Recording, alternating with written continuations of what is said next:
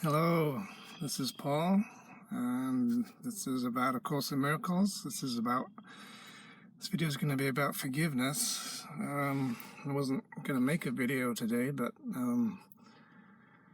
situation presented itself, so Holy Spirit said to do one about forgiveness. So there's a video that I did already about undoing fear and guilt and sin, which is a pretty good process if you want to check that one out.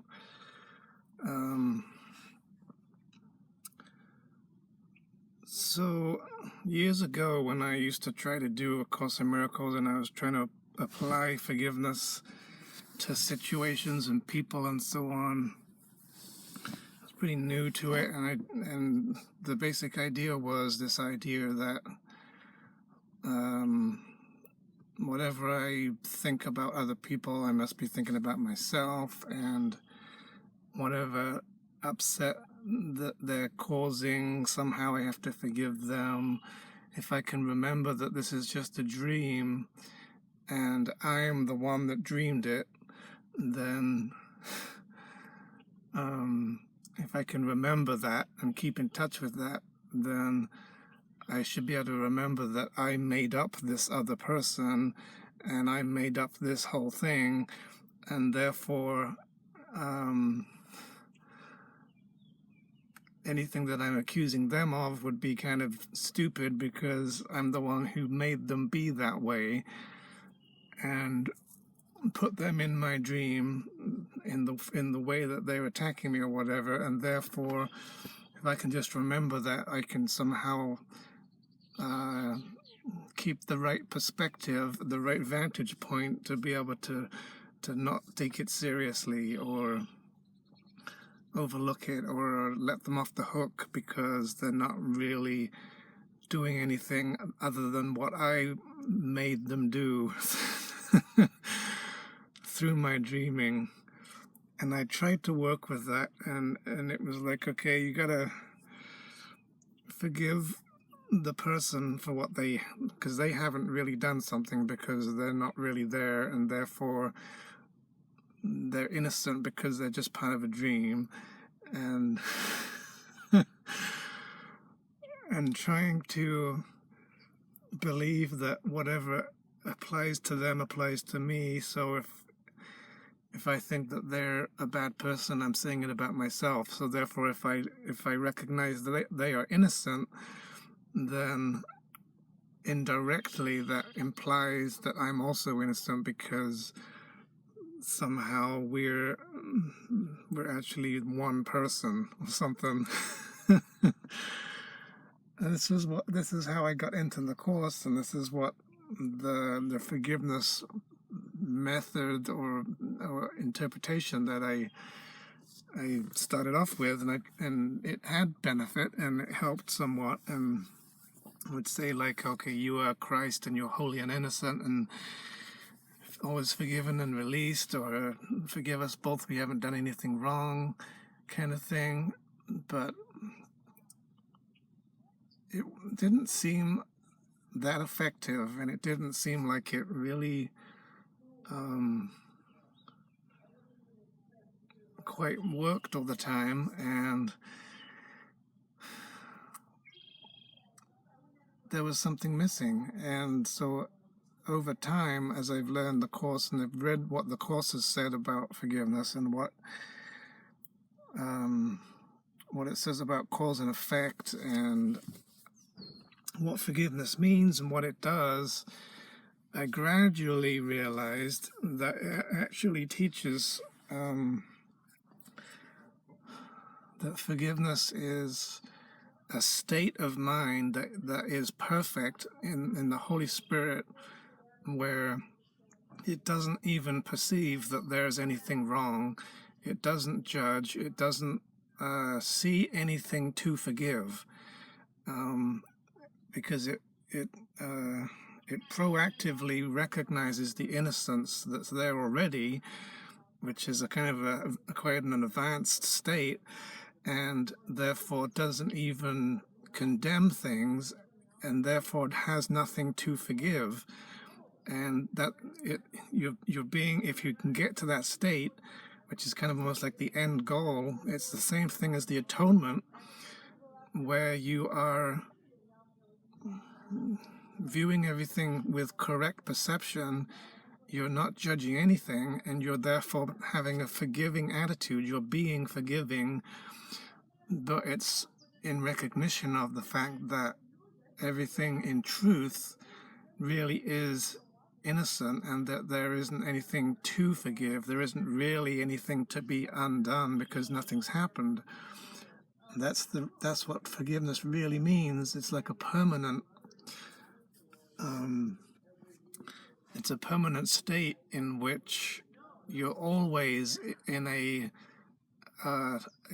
not condemning, not accusing mind, such that you can just stay in that viewpoint and not have to then clean up any mess that you make from trying to not forgive. Like, he who would not forgive must judge. Therefore, he who would stop being forgiving all the time slips into judgment and falls down, and then has produced a mess, and now you have to reverse the mess and clean it up to get back to forgiveness. And then when you get back to the forgiveness mind, you're in a state where you recognize that everything is already undone, that nothing has really happened, nobody has really sinned, and therefore there is nothing to forgive. So it's a little bit paradoxical, because it's like you're being forgiving, you're having a forgiving, loving, non-attacking attitude all the time in recognition of innocence and truth, in order to not produce things that have to be forgiven, so that you stay in a forgiving state and therefore don't have anything to forgive. In other words, you don't have any like perceived enemy or perceived attacker or perceived problem or suffering that you have to then do something to get back to peace. You just stay in a place of peace, and then your perception is correct, and you're having true perception, which is, it's the same thing as being forgiving. It's the same thing as being in the atonement, or at least getting to the atonement. So, and another part of this that I gradually have realized over time, learning the Course and learning what it says and not what other people say it says, and particularly going to the earlier versions and reading it for myself and asking Jesus for clarification, talking to Holy Spirit, and realizing that God has created many children, many sons, not just this, so there isn't just one son, there isn't just one dreamer, and we actually have collaborated. And there is a specific quote in the Course that Holy Spirit just reminded me of, where it says, your brother believes or thinks that he has dreamed the world or made the world with you. And that's because we are brothers in heaven. We're not just brothers as some part of the ego. We're actually brothers because God created us as brothers. And therefore that changes your whole view of what's going on in the world, what's out there, and what you need to do to forgive and why you do it.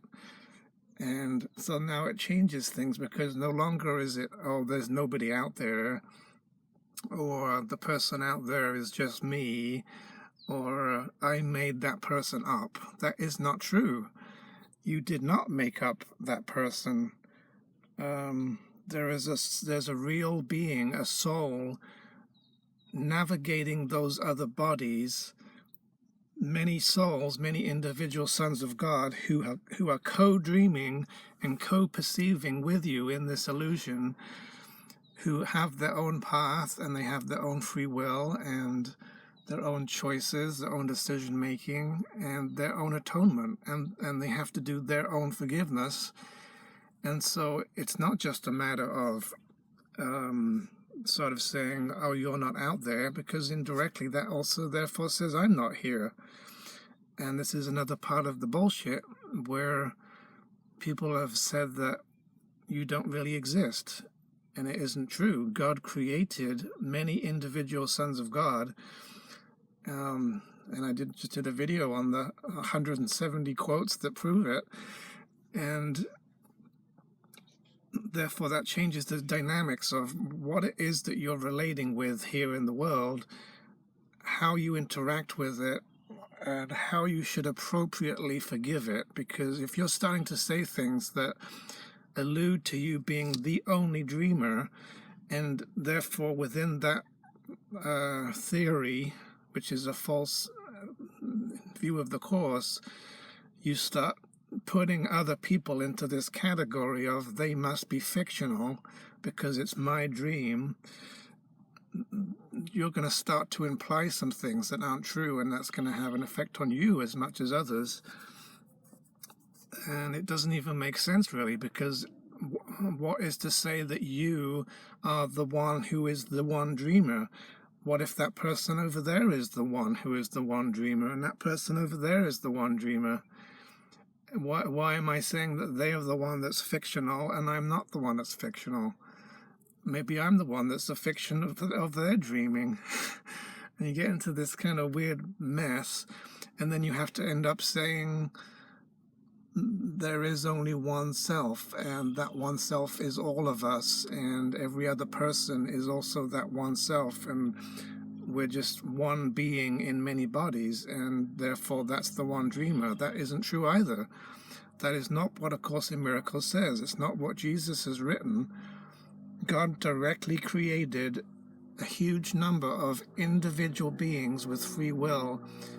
Only some of them decided to dream together and made this world together, and now we're collectively in the world as many beings. And so I can't just say that person over there doesn't exist, because that's going to suggest that I don't exist. And I do have a soul, you do have a soul, they have a soul. It isn't their individuality isn't the problem. The only thing that we're supposed to undo is the stuff that God didn't intend and create, which is the illusions about each of our brothers.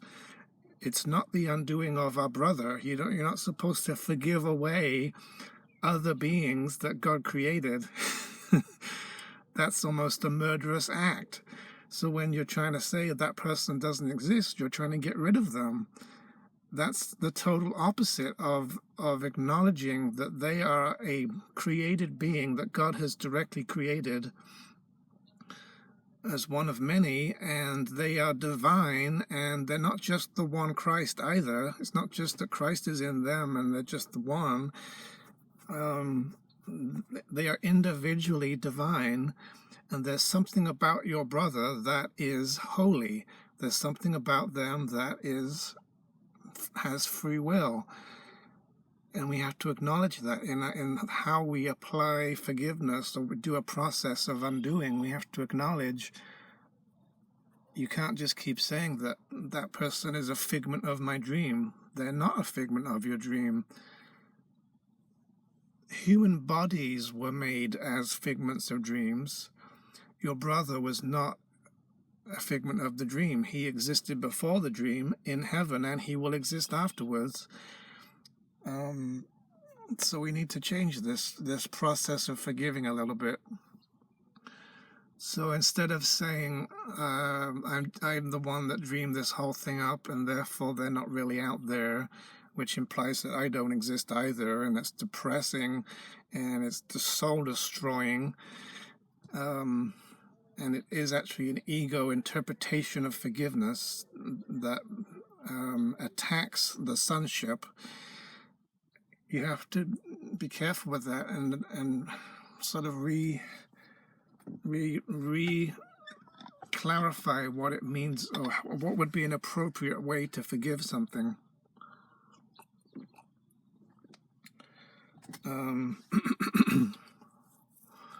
So what I've started to recognize now is that every forgiveness process or every undoing method, except for the help of the Holy Spirit, who directly, supernaturally can heal stuff and fix it, the parts that I do or that you do when you apply forgiveness in a situation.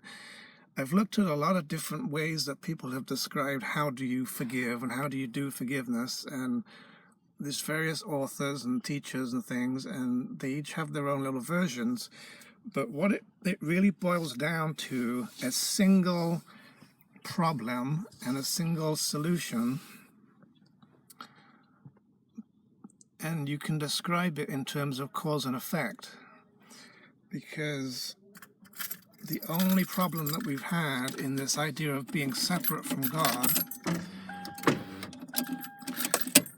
is that we've tried to reverse cause and effect. So God is the cause, and we've tried to, and we're the effect of God, one of his children, and we've tried to reverse that process. We've tried to say, I am the cause of God, and I can have effects on God. And that's the authority problem. It's also the basis of all magic. It is level confusion. It's saying that a level that has been caused by a higher level being, God has caused you. You're turning around and saying, I caused God, and I've done something to God, and I've sinned against him and changed his mind about me. That is level confusion, and it's part of the belief in separation. So everything that comes from that in this world, every possible problem, every relationship issue, every drama, every upset, everything that can happen, every event, every sickness, every anything that goes wrong, whatever happens that you need to forgive, has within it some kind of authority problem, some kind of level confusion, and therefore some kind of a belief that cause and effect have been switched around. Your perception is back to front and upside down, and that's the only thing that you need to change and correct, is to re-establish that God is the creator, you are his creation, you do not cause God anything, therefore you cannot sin, because sin is the idea that you can cause your creator to be harmed and hurt, and that you've done something to reality to affect it.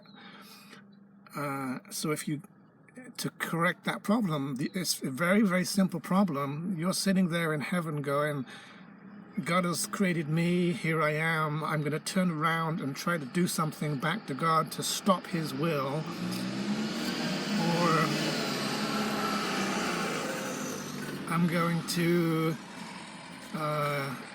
take authority over God, I'm going to cause God, I'm going to stop receiving God and therefore shut out my receipt of love and instead be my own author and make all decisions by myself. And the whole thing, the entire problem, stems from the very starting point. The only real problem is that you tried to will against God's will, or you tried to reverse causality.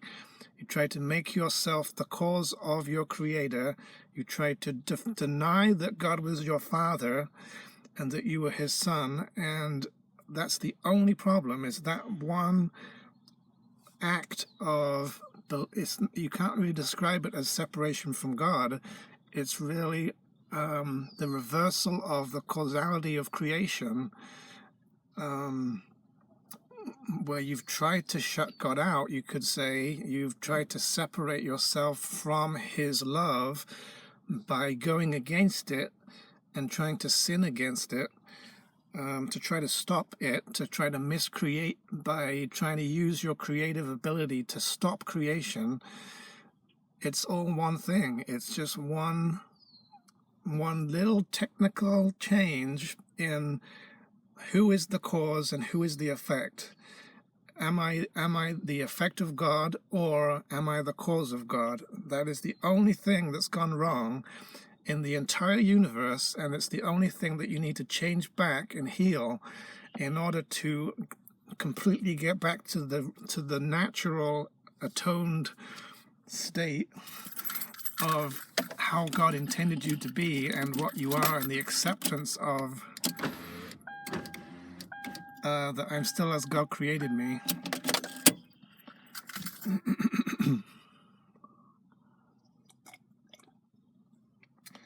Therefore, in your interactions with other people and problems, if you can simply look for the cause-effect relationship and look at how it's been switched around and how it's incorrect, such as if I believe that some other brother out there is causing me, that is not true, because God is the cause and He has created many brothers who are all equals, and any sense of inequality with your brother and any conflict with him or specialness or something applies to you that doesn't apply to them, or they're the one who's sinful and not you, or your guilt isn't in you, it's in them. Any kind of separation between you and your brother that makes the truth different for the two of you is not true, is a problem. It's part of the separation idea, and it's part of an inappropriate idea of cause and effect. So if you're believing my brother has caused me, you are denying the fact that God is the only cause of your brother, and your brother cannot cause you. He does not create you. Causality means creation. So your brother does not create you, therefore he cannot cause you. You are equal brothers in heaven, and there is no sideways causality between brothers. The only thing that brothers can do to each other is to love and share love with each other. Anything else, any other attempt to attack your brother or be separate from him, withdraws you from your brother and therefore stops your attack from doing anything, stops their attack from doing anything to you. It's kind of an automatic built-in thing where the only thing that you can share with your brother in truth is love, and that love allows you to be joined and to access each other. And when you don't be loving, you automatically withdraw from each other and therefore isolate, and your attempted attacks cannot access the reality of the other person. All that you can attack is an illusion. So God is the cause of your brother. And your brother, therefore, is not the cause of you, and you're not the cause of them. And by acknowledging that you have a brother who has free will, you need to now sort of look at your situation and say, where am I believing otherwise? What is it about this situation that it looks as though either he's causing me something, or I'm causing him something, or something is true of him that's not true of me, and vice versa, or it seems like he's the sinner and I'm not, or the other way around. Any of that stuff is bullshit, and therefore needs to be cleaned up, because you need to get to the acknowledgement that your brother is only being caused by God. You are only being caused by God. There has not been any causality between you and others. And that means he is not responsible for what you're experiencing, and you are not responsible for what he is experiencing. And this also acknowledges the free will and the freedom of both of you as free-willed beings, where whatever they choose, you've got to let go of it and allow them to choose it, and whatever you choose is up to you. And the two things have nothing to do with each other. You have freedom. You are a free-willed being, therefore you need to acknowledge the freedom that you have from your brother, in a sense, that they literally cannot hurt you and you literally cannot hurt them. And so any forgiveness process simply is a way to clean up any misperceptions about what causes what. It's all about cause and effect. So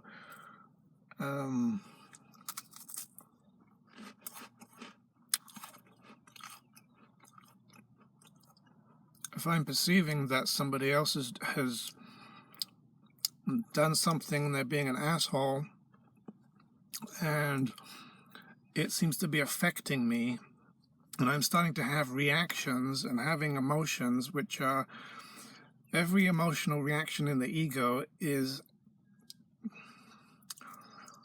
coming from yourself, and you're putting it there, because what happens in your mind is, when your perception is incorrect and you're seeing the situation as though causality is in your brother and is causing you, and you're having effects from him, you're perceiving yourself within your own mind as, there's two parts in your perception. There's one part that says, this is who I am, and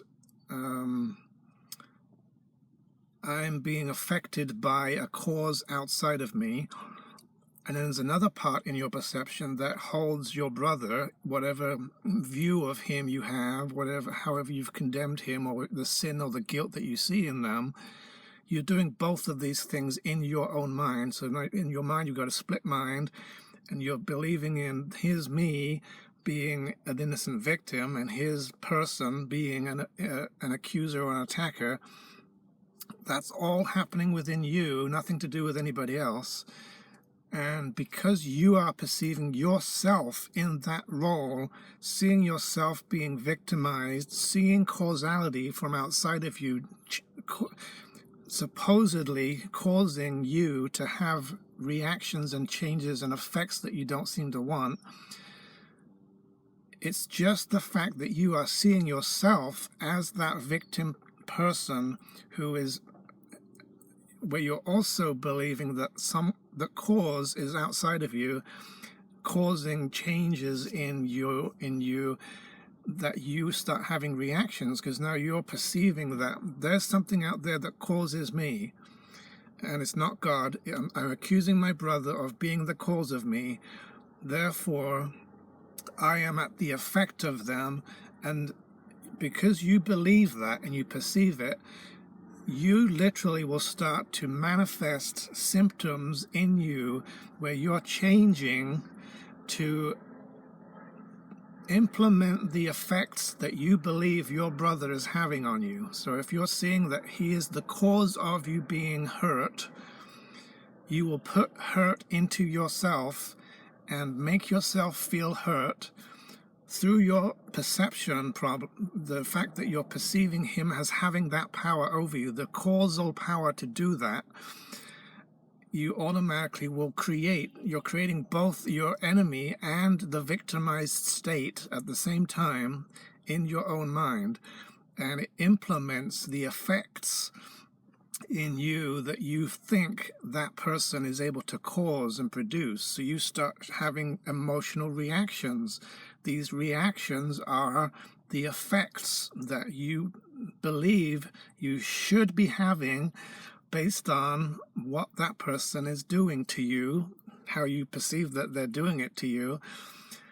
You put those things in you, and you start having reactions, and you start feeling hurt and upset and angry and afraid, and all these retaliations, these effects, because you are perceiving that your brother has causal power over you, and you're seeing causation in them and are perceiving you as caused by it, and now the you that's caused by it starts changing to implement those effects that you're claiming your brother's causing you to have, and you start experiencing the effects, and you start reacting and being upset, and it's because of how you are perceiving both of you.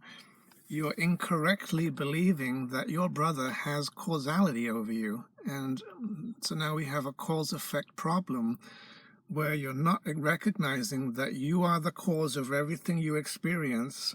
They are not the cause of anything you experience. God is the cause of both of you, and therefore you need to change your perception now, because your perception is now believing and showing you something about both you and your brother that's false, and it's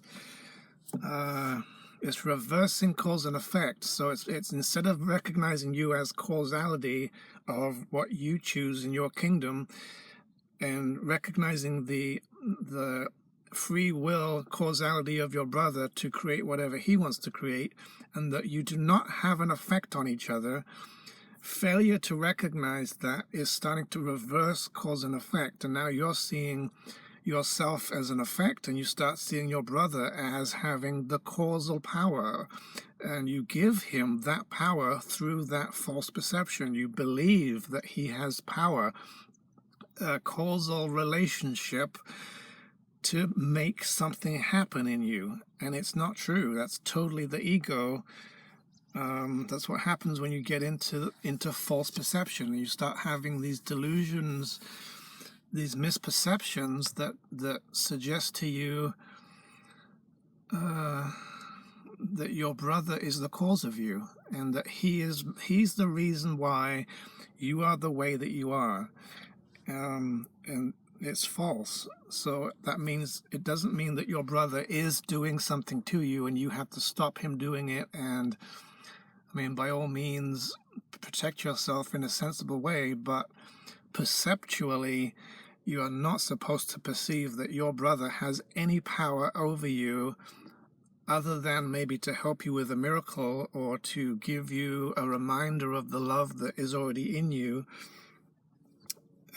Your brother is not the cause of your upset, and therefore you are fully responsible for everything you are experiencing, because you're putting it there with your perception. If you start perceiving there's a guilty fucker over there, there's a son of a bitch, look at that fucking asshole, and you start seeing sin in them, and you start seeing sort of a scary power, and they start seeming like a threat, and they're dangerous, and look at how guilty they are and how wrong they are. Your perception is seeing that, because in your mind now you are starting to switch cause and effect around, and you're starting to see them as having all of your causal power. You're giving them your power to cause. You're sort of doubling up their causal power, and now you're lacking in causal power. So reversing cause and effect gives your power away. You displace your own power into others, and now you see them as containing this power to do stuff to you, and you believe that because you can see the powers in them, as you've projected it onto them, that they must be the cause of what's showing up in you, because you believe it, you perceive it. You're the one that's given them the power in your perception, in your mind. You're the one who believes that they can and are doing things to you, and now you start to implement the effects yourself, using that false perception to justify why you should be upset, and then to give you a reason why you can blame them for being the one who does it. It's not just about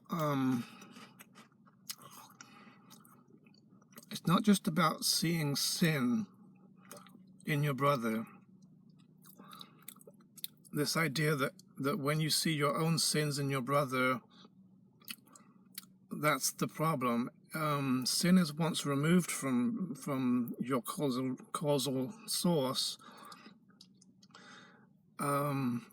regardless of whether you see sin, the more fundamental thing that you see in them is cause, is that they are the source of you, and therefore they are your father, and therefore they are the one that created you. It's much more fundamental than to just say, well, it's just I see my own sin in them. Yes, you do, because you displace it and project it, but it isn't. It's not just the belief that they've sinned. It's the belief that cause and effect has been affected, and they are now having power over you because they are the cause of you. So whatever they determine or decide about you, now they can make you be that, and you don't have a way to stop them. And then you feel afraid, and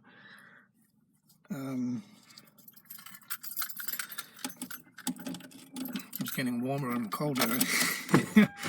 Trying to juggle the temperature.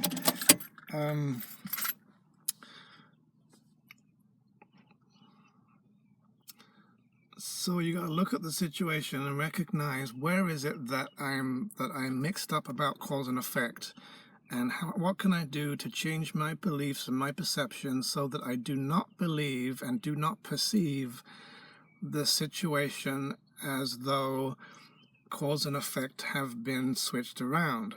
That's the only thing you need to do to apply a correction or to apply forgiveness. You just need to correct this misperception. And every misperception, no matter what form it takes, no matter who the person is or the circumstances of the drama or what they did to you or the big long story or how long it's been going on for or how many events or people are involved or any of the illusions of different things, specific problems that are not really specific, every single one of them, you will be able to see in it somewhere there's a cause-effect problem, and somewhere you've displaced power, and you've given away your power by giving your causality outside of you to something else, and positioning yourself as an effect, making yourself a victim. That is the only thing you need to reverse. And therefore, it doesn't matter what happens in your life, it doesn't matter who does what, it is forgivable in the same way, using the same basic idea that all you've got to fix is the cause and effect. And once you're seeing correctly that there is no causality between you and your brother other than sharing love, that completely dissolves all of the possible beliefs in what they did to you and why they're at fault and how you're justified in anger and how you can blame them and point a finger and say that they're the guilty one, and all the angst and the emotional reactions and the effects and being affected by it and upset by it. All of that completely disappears, regardless of the form, regardless of the problem or the severity of the problem, if you can get your perception back to its correct sequence of levels. And if you remember, miracles also adjust the levels and place them in their correct order. And going from false perception to true perception does the same thing. Correcting of perception, or acknowledging your brother's free will and recognizing your own free will, and therefore that nothing can happen to you against your will. Secret to salvation is that you only did it to yourself. You're the one that put your suffering in yourself through your reversal of cause and effect in your perception of yourself and your brother. You put it there, you did it to yourself, you have to take full responsibility for that. And at the same time, give your brother, who is out there pretending to be a body, give him the same responsibility for his experiences and his choices, and everything that they are experiencing must have come from themselves, and you did not do anything to them. Neither of you have done anything to each other, and that's why both of you are innocent. This is where the golden rule applies. In heaven, God establishes the golden rule as the law of God, because he creates in his likeness. He has created you and your brothers in his likeness. Therefore, you are like each other in every way possible. You're equals. You are identical. You are both free, and you're both holy, and you're both innocent. And therefore, this establishes the golden rule that whatever applies to you applies to your brother.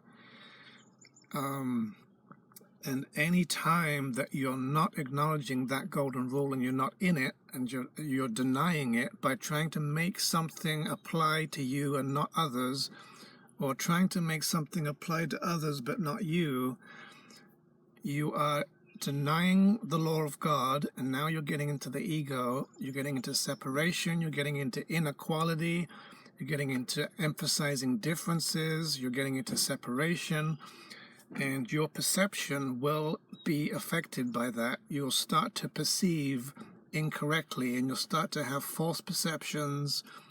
Life becomes a nightmare, it turns into hell, everything goes to shit. If things become stressful, you start being affected by stuff instead of being perfectly at peace and invulnerable at all times. You just go down a slippery slope from there as soon as you get into that, because the ego's mandate is to be murderous. What is not love is murder means the same thing. Love is equality, and an acknowledging of perfect, identical equality with all brothers. And as soon as there's any difference emphasized, or anything that's not true about the two of you, where you're saying, I have something exclusive and I'm special and they don't have this, and something about them that isn't true of me, you are emphasizing that you're not equal, and therefore are trying to destroy both of you. And it is a murderous act. And every part of the ego thought system that does that, where it claims something about me isn't true about others, something about others isn't true about me, that is the ego. It's the ego's murderous thought system, where you're saying, I can get away with murder by escaping the consequences of causality. Therefore, I can cause changes in my brother and have him be at the effect of me, and not receive those effects myself. So if I can escape from the effects and the consequences of what I cause, I can get away with it, and I can do things to harm others, supposedly, that I don't seem to get harmed by, because I'm not aware that it actually does hurt me. But in the ego perception, you are unconscious of the way that you hurt yourself through that process, and so you think you can get away with hurting somebody else and not getting hurt, or attacking somebody and not feeling the attack. It's murderous. It's an attempt to get away with murder, the murder of your brother, to say something's true of them that's not true of me. And it's a denial of the golden rule that we are both innocent, we're both equals, we're both identical. Everything that applies to them applies to me. Everything that applies to me applies to the entire sonship. And therefore, we can't have our own individual guilt or our own individual innocence. Either, if they're guilty, so am I. We're both guilty. Or the only way for me to be innocent is for both of us to be innocent. So, getting away from, when you're in the ego and you're in the place where you're seeing that your brother's guilty, you don't think that you're guilty because you're in denial and you have projected it, and so you don't even see the ways that you are hurting yourself by doing that, because you've made it unconscious. So as soon as you accuse your brother and say, hey, you're the fucking sinner, you literally are saying that to yourself, but you don't have conscious awareness of the effects on you, because you've shut it out of your awareness. Try to make a scapegoat.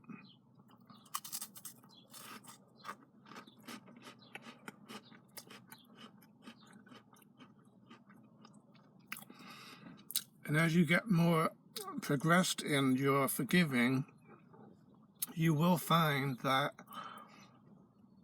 you become more aware. Awareness is found through equality and the ironing out of differences and the undoing of these blocks and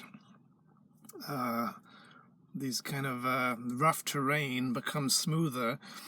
You become more aware. In your awareness, you'll start to find that what applies to you does apply to your brother, and you can't hurt somebody or be angry at them or upset with them without you feeling hurt and horrible yourself.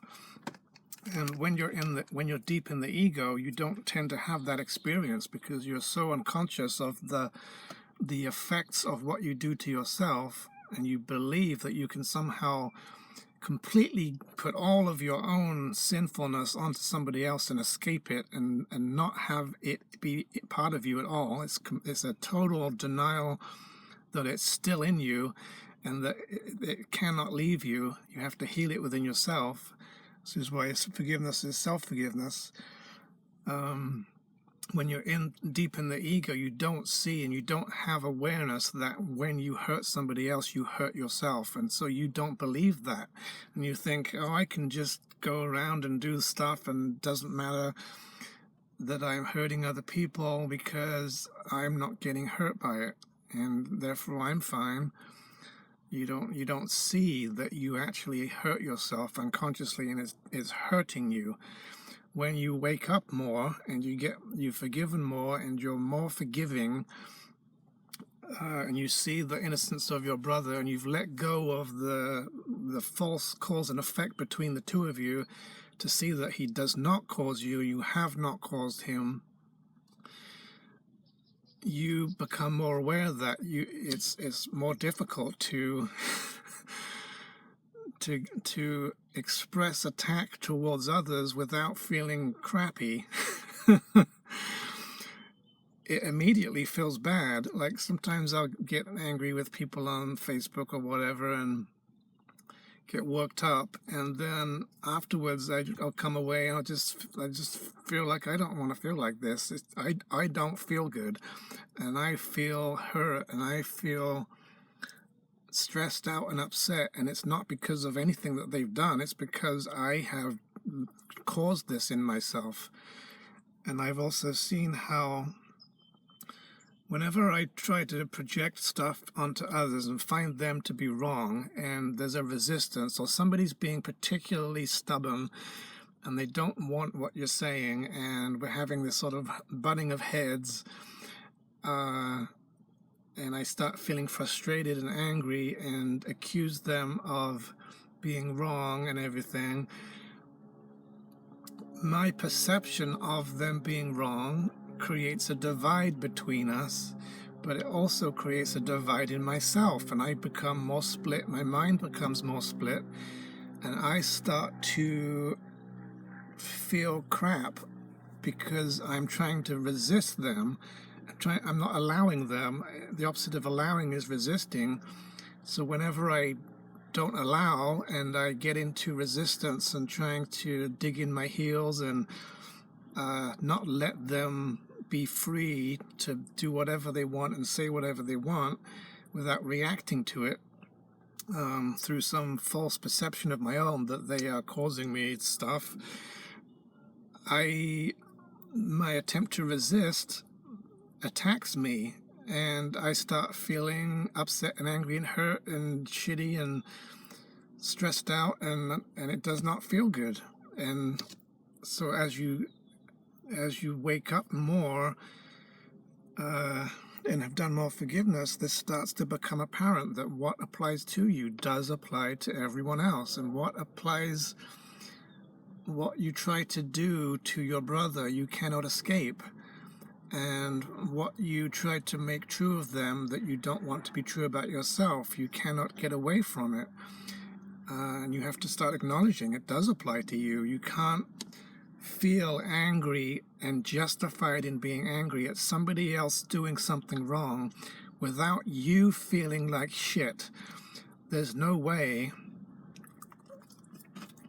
that you can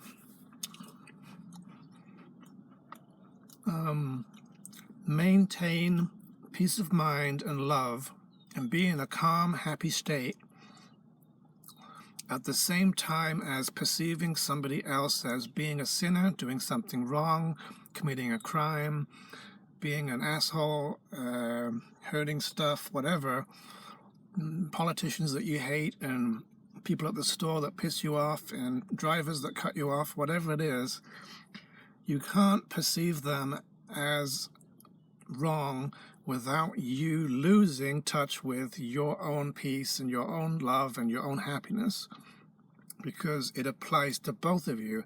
As soon as you're perceiving there's an evil power in them and it's doing stuff that it shouldn't be doing, you literally will believe that it's true of you also, and therefore will lose your peace. Nobody can be angry at others who are offensive and doing things wrong and stay in a place of love. The only way you can maintain your own sanity and your own love and your own peace of mind is to let them be whatever they want to be without judging and without seeing sin in them and without making them wrong and using them as a scapegoat. So the only reason why you want to find other people to be wrong in any situation in the entire universe and history of mankind is so that you can pretend that the golden rule doesn't apply and that somehow they can be the one who's caused.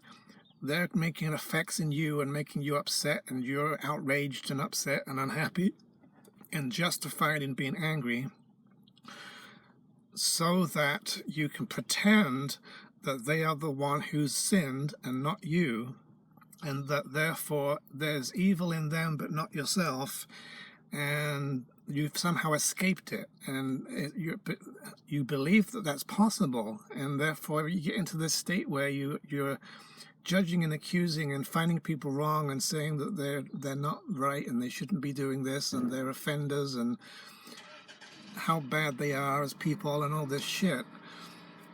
You can't do that without hurting yourself, and you can't do it without denying the law of God, and denying the law of God doesn't make it go away. It still applies. So you will experience the effects of the attack that you're trying to give to others. And as you get more aware and you've done more forgiveness and you're being more forgiving, you will start to become aware of this, that literally you almost can't move a single step towards judging and hating and being justified in anger without losing your own happiness and your own peace and getting into upset and anger and fear and hurt. It's almost like you're tied to them. Whatever applies to you applies to other people. So if you're saying that person's an absolute sinner, asshole, I hate them, they shouldn't be that way, and you think that in your experience you're not having an experience of that being true of you, and it doesn't seem like there's even any immediate effects, there's no instant karma, and there's no consequences, that you can just sit there and judge and find people wrong and believe that you're escaping it. And the more that you do that, the more intensely that you believe other people are the ones who are where the causality is and the sin is, and it's totally cut off from you, and you push them away really strongly in order to disassociate yourself from the sin and from the causality, you will experience even more strongly the perception and the sense of conscious awareness that you're totally innocent and you're not doing anything wrong and you're completely justified and you've got a really good reason to be mad and there's nothing wrong with you at all, and it is totally unfair how they're treating you. Because you're getting into denial and so much projection that you don't see any of the sin left in you. So you start thinking, I'm this perfect innocent victim who has not asked for this at all, and it's so unfair that they've done this to me, and I didn't ask for it, and why did they do this? Why did they attack me? Why are they being a fucker? It's their fault. And then it really looks to you in your own awareness and your own perception as though it is them who is doing all the shitty bad stuff, and it's you who's doing absolutely nothing, and you're being harmless, and you're just observing neutrally what it is that they're doing. You're not being neutral, you're unconscious. You are in a state of denial, profound rejection of the golden rule, and an attempt to get away with murder by finding your brother to be so guilty that it looks to you as though the intensity of his sinfulness, in contrast, shows you to be a absolutely pure hero, a savior, an innocent person who can do no wrong. It is total denial. Because whenever something profoundly applies to others and not to you, you are in denial. There has to be separation in your perception. You have a split mind. You're seeing yourself as a victim, and you are attacking yourself.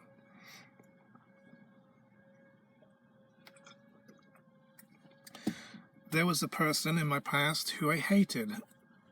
I had a lot of anger towards, had fear about, felt guilty about, and did not like, and did not want to be associated with, and didn't want to be around them, and wanted to get away from them as much as possible, and believed very strongly that they were the cause of a lot of things that I was upset about, and it was all their fault, and they were the fucking guilty one who did this to me against my will, and attributed and could perceive and see and believe that they were the one who was ruining it for everyone else, and they were the one who was guilty, and they've caused everybody else's life to be shit, and and in the midst of that everybody else is an innocent victim who isn't doing anything wrong, and I was innocent victim and I didn't do anything wrong, didn't ask for this, it's all their fault.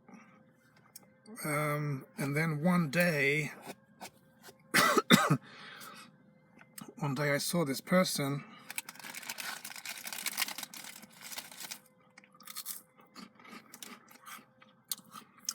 and I had an idea that totally blew my mind.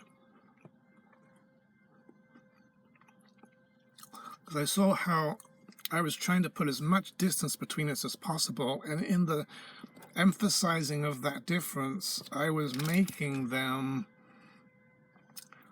be a more intense enemy in my perception, and therefore I wanted them to be as much of an enemy as possible in order for me to be able to scapegoat and to show myself as innocent and be in denial.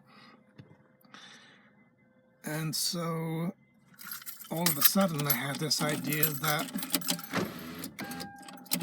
this person who I had tried to push away as much as possible and accuse them as much as possible, somehow there was something in me that was in them.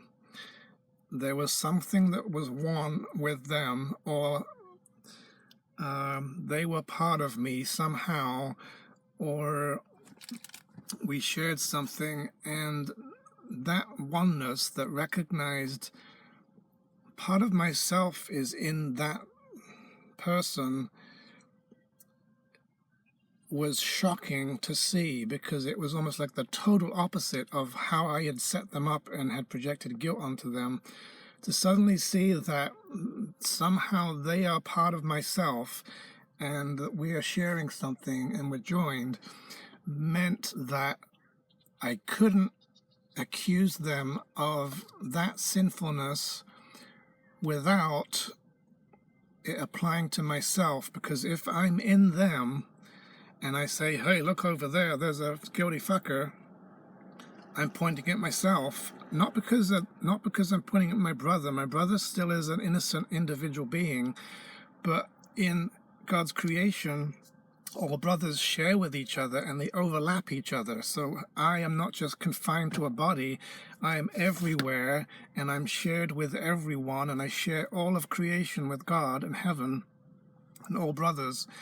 So I literally am in everyone else. So if I'm going to point my finger and say that's where the sin is over there and it's not in me here, and I distance myself from it, confine myself to a body, become body identified, and accuse him of being a body and a fixed thing, a sinner, I literally am pointing at myself and saying that me over there, that part of me that's over there is a sinner, and the part of me over here is not. So I have a split mind, and as I saw that in this worst enemy, I was really shocked to see, like, oh my God, that there's something in that person that's me, and that I'm accusing myself. And that was the beginning of a process that took some time to heal, of realizing that the hate that I had toward that person was literally my hate towards myself, and it wasn't really about them, even though it looked like it was, because it was projected onto them heavily. It really was this split off part of me attacking that split off part of me, and thinking that that part wasn't myself, and putting it onto this person as a sort of a thing to attach it to. And therefore my hate of them wasn't really hate of them, it was hate of myself. And behind that hate of myself was an innocent person who wasn't even involved in this and wasn't really part of this reason why I was seeing them this way. So then I had to acknowledge and heal in myself my own self-attack, my own judgment of myself, my self-condemnation, my hatred of myself, and recognize it. And I could even feel it in my feelings as I allowed myself to feel and heal and cry and release. I could feel how what I used to think of as hurt feelings because of the person, I really felt it towards myself. And so I needed to forgive myself and heal myself. And this is why forgiveness really is self-forgiveness, because given that your brother's innocent and he does not cause anything to you, and you don't cause anything to him other than love, any upset that you're having is self-attack, and any forgiveness that you need to do is self-forgiveness, and any healing that needs to occur is the repairing of your own split mind so that you become whole. It's got nothing to do with other people. They don't need to be forgiven because they haven't done anything, in truth. And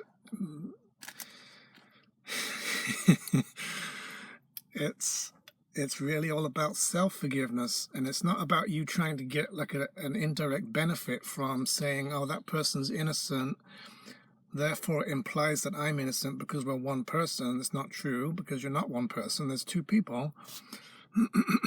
But the part of you that's in them, that you've separated off part of yourself outside of your body and confined another part of yourself to the inside of your body, and now you're against yourself. You see yourself as an enemy out there, and you put it on top of people and accuse them of yourself. And now, really, in truth, you're the one who needs forgiveness. You need to forgive yourself and recognize that you are not guilty and sinful. And all the other stuff will take care of itself, because in truth, everyone else is already innocent. Behind every illusion, behind every body, behind every appearance, we all are equal sons of God who are always permanently innocent and cannot sin. So the recognition here is not so much, oh, I've got to forgive that asshole for what he did to me. If I'm seeing him as an asshole who did something to me, something is wrong with my perception, and I need healing. It has nothing to do with them. I don't need to forgive them. I haven't done anything to them. I haven't accused them. I haven't really been a victim of them. I've been a victim of myself. And this is where you have to take full responsibility for everything that you experience.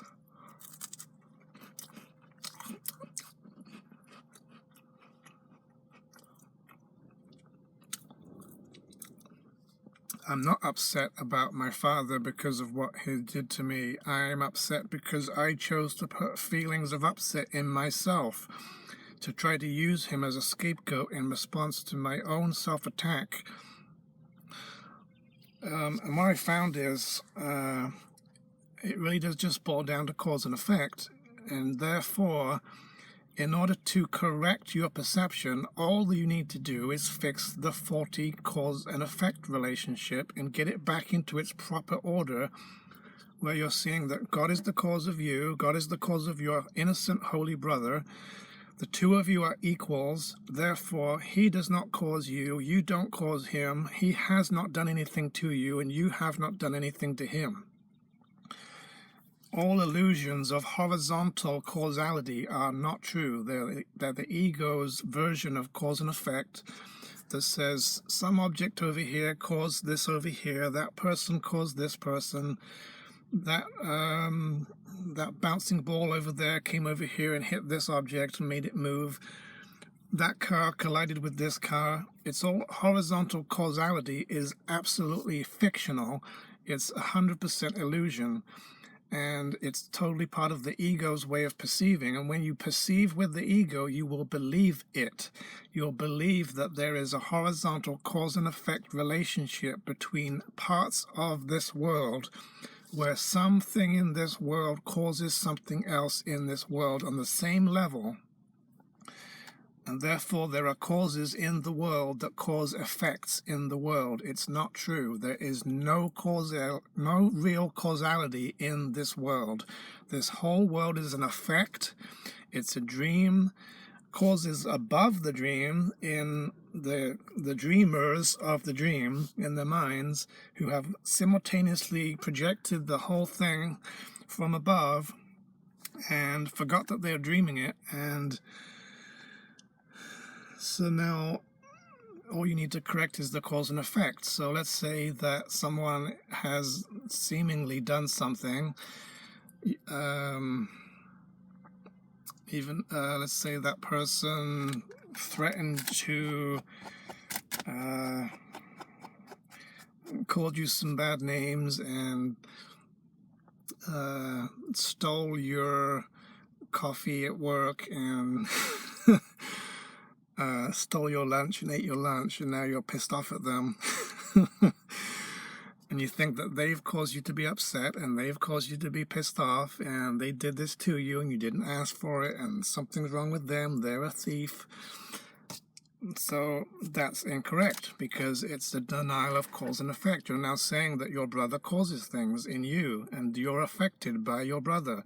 It is not true, so you have to fix this. So what I do is I do it both directions, where I take full responsibility for everything that I have and have not caused, and then I acknowledge my brother's responsibility for everything that he has and has not caused.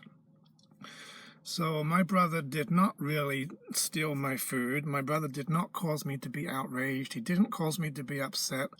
He didn't put this upset into my body. He's not the cause of my feelings. He's not the reason why I'm unhappy. I created these feelings. I wanted to be upset. I'm using him as a scapegoat. He did not cause anything in me, and I'm not having any effects from him. He is not the cause of me. He's done nothing to me, and he's not responsible for how I feel, and he's not responsible for attacking me. I chose this myself, and I did this to myself, and I'm using him as a scapegoat so that I can make myself upset on purpose, so that I can pretend to be suffering in order to accuse him of sin and get rid of some sin. Nice convenient use of the situation to get rid of some sin. Oh, look at the opportunity here, that this person has stolen my lunch, and therefore I can now pounce on this opportunity and go unconscious and use it as a good opportunity to get some of my self-hate projected away from myself, to pretend that it's on them, to make myself feel better by going into denial. And he has not done that. So I'm fully responsible for how I feel and what I'm experiencing. I'm not at the effect of this person. This person does not have power over me. I've been giving them power by believing that I've given them credit for the reasons for what I'm experiencing. So everything that I'm saying there is doing one thing. All it's doing is breaking the lie of there being a cause coming from my brother making effects in me. It's not true, so I want to deprogram it and reverse my belief in it and stop believing that it's true. And as you change your beliefs, your perception will change on its own. As you believe, you will perceive. Projection makes perception. So then after a while that I've removed all of the ties and the hooks that I believe that person had, having power over me to make me upset and did this to me and caused this and made me a victim. Stop believing all that crap. Take full responsibility for every single part of the experience that I'm feeling and every reaction that I must have put there, and my perception was wrong to perceive myself as victimized in order to benefit from this attack. And I need to fix that perception and stop seeing him as having cause over me and causing me and making me hurt and whatever. I've let go of that causality and owned up to my causality, that the power of cause is in me. I am not an effect of my brother. And then you do it the other way round, okay, to clean up this, make sure you touch all the bases. My brother is responsible for everything he's experiencing. He is not at the effect of me. I have not done anything to him. He is not being caused by me. And you'll find that you'll start sighing with relief as you acknowledge the truth. I've not done anything to my brother. I did not cause them to be hurt. I am not the reason why they're upset. They're upset because they're choosing this on their own. Everything they're experiencing is their responsibility. They've done this to themselves. They wanted to be hurt. They wanted to be upset. They've put the upset and the hurt in their own body, in their own emotions and their experience. They've chosen it. The secret to salvation is that they've done this to themselves. The secret to salvation is that I've done this to myself. The two of us have been doing this to ourselves while pretending that we're doing it to each other. We haven't done it to each other. I haven't caused them. They're not a victim of me. I don't have power over them. And I have not caused effects in them. Therefore, whatever they're experiencing must have been put there by themselves. They are not a victim of me. I did not victimize them. They are free of me. And in this acknowledging, the only thing you're doing is breaking the illusion of cause and effect on the horizontal level between two individuals. There isn't any. It's all fiction of the ego that there's a horizontal cause and effect, that brothers affect each other in a negative way. It's not true. So all you've got to do is just, you're taking back your causality. And yes, that means taking back your projections too, but it's also an owning up of you being cause and you being responsible, and nothing can happen to you against your will. And nothing happens to me that I have not asked for. Only the things that I ask for happen, and the things that I don't ask for do not happen.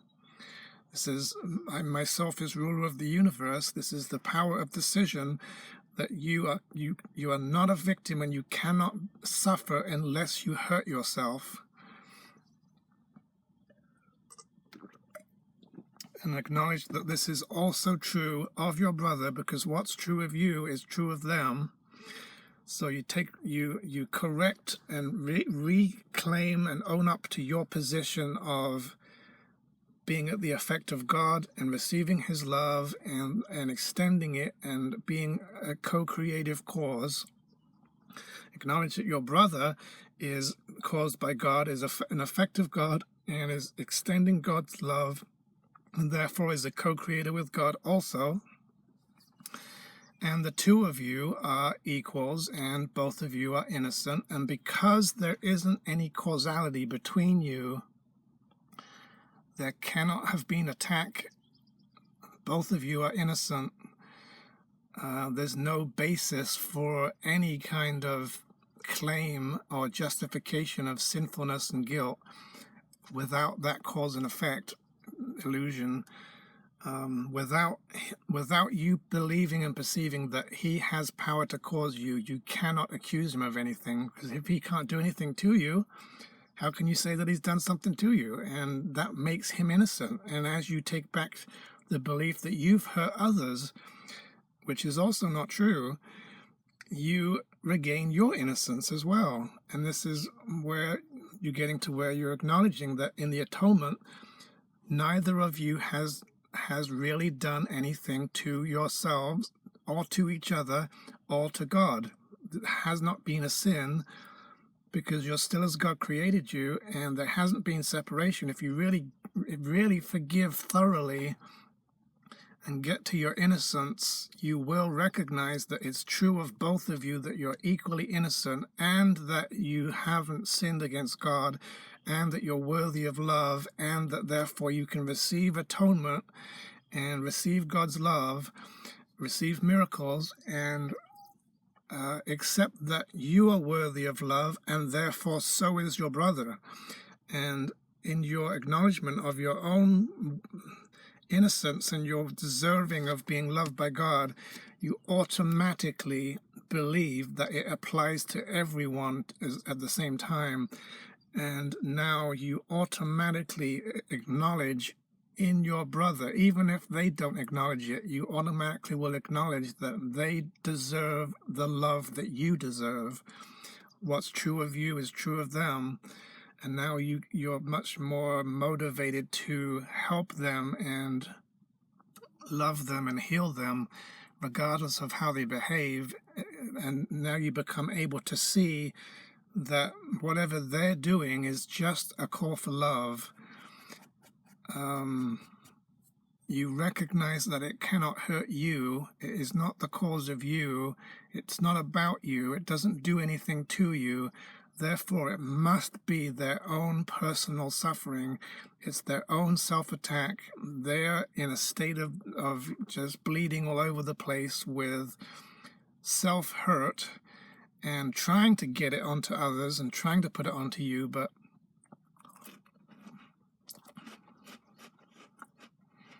they're not. When you get really clear about this, and you have done a lot of work to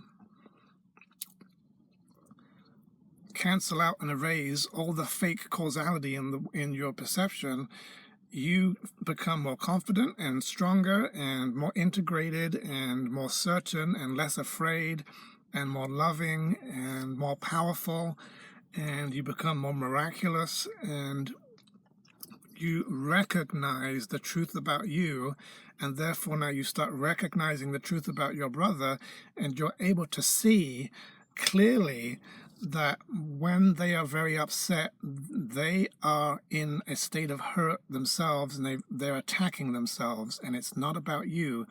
You become really clear about it, and you can actually see them hurting themselves, even if they're trying to blame it on you or others. You have compassion, because you can see your brother is unconscious and he's hurting himself, and he believes that he's a sinner, and he thinks he's guilty, and he's hurting himself, and he's putting it onto others, but that isn't true, and you don't buy into it. You see past the illusions that you used to be convinced by, and now you just can see this hurting person that needs love. And now you can be truly helpful, because now you can see what the problem really is, and it's not about you. And so now you can help them with their problem, or you can at least offer. So So if there's any method of forgiving that will work, it simply is every one of these methods and different wordings that people have come up with basically boils down to cause and effect have been switched around, and all that needs to happen is for them to switch back. You just need to get the levels back in their proper order so that the higher level is the cause of the lower level. Mind is the cause of the body. You are the cause of everything you create and experience. God is the cause of you and your brother, and there's nothing horizontal that causes. That's all that you need to get to acknowledge the natural, correct, divine order of creation, which will automatically take care of every other aspect of the problem that needs to be forgiven. So this is pretty much one of the only ways now that I apply forgiveness is this correction of causality, owning my causality and my power so that I don't displace it onto others and start seeing myself as being affected by them. You become much more invulnerable, and you become your identity shifts to your truer self, and now you recognize that other people are not really talking about who you are. They're talking about something that they're hallucinating, and it's not you, and therefore it doesn't apply to you, and therefore you are not hurt by it because you know it's not about who you are and the truth of you. It's about some kind of fictional lie that isn't true, and so you don't get upset. If you're certain about who you are and the truth of you, you will not be upset when other people try to attack you because you're so sure of yourself that you don't buy into it and you don't get lost in the illusion of them causing you to change. You stay true to yourself, and therefore you don't get lost. And I'm not doubtful but certain. I'm not afraid but all-powerful. That's a good... I like that one because you can elaborate on that and say, I'm not a victim but a causer, or I haven't been abused but I have chosen, or I'm not suffering with sickness, I'm in perfect health, or whatever it is. To reclaim causality, that's what that's doing, is saying this is a cause and cause, not effect. Let me get in touch with how I am causal and how my brother is causal and how we haven't caused each other, and therefore we're not at the effect of each other. Get back to the proper power of your will, and it will correct your perception, and you will see with innocence and with love and with a forgiving attitude, and then you will bless everyone that you see with forgiveness. You will overlook sin. You won't put sin there in yourself, and you'll stop attacking yourself because you'll recognize in your awareness that when you try to do that, it hurts you. And so there's no way that you can make something apply to others and not apply to you without you suffering. I mean, as you become aware that that is true and you experience it, it becomes very motivating to have shared interests and to not want to hurt anyone, because you know that this is the only reason why people do hurt other people, or try to, is because they're not aware that it hurts themselves. They think that they literally can do it without hurting themselves. This is how the ego set it up.